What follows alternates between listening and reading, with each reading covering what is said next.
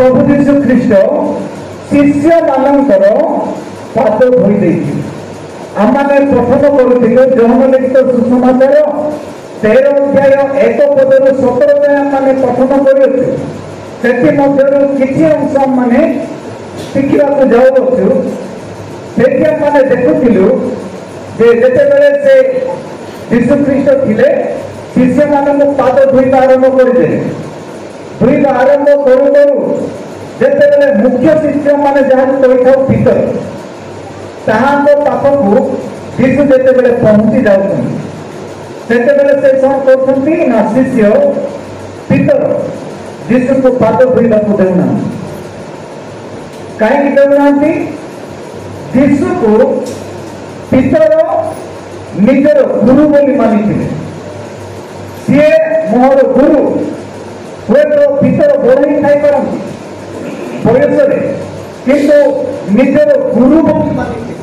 सेतिपाई प्रभु यीशु से शिष्य मानक पाद धोई शिखिथिले तुम्भे माने परस्पर मध्य पाद धोइबा कर्तव्य।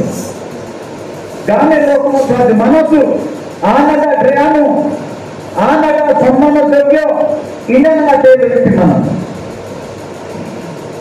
ऐसी बागे शास्त्री का फारसी का इतिहास एआदि सेनु ही प्रभु यीशु ख्रीष्ट गुलेता मेहम असे ऐसी बात व्यक्ति आम पे माने परस्पर पाद धोई देबा कर्तव्य।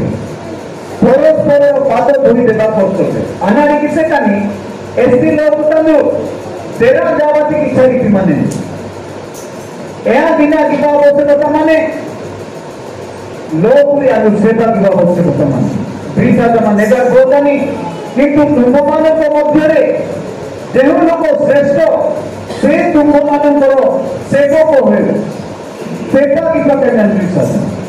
प्रभु यीशु ख्रीष्ट मध्य या जो पेट या जो गुरु सिखाते या जो सानो लोग करना कि मसेजु कार कतनी मध्य दिया ए देंगी नेबी मध्य आज प्रत्येक परस्पर का कार का मध्य आवश्यक सम्मान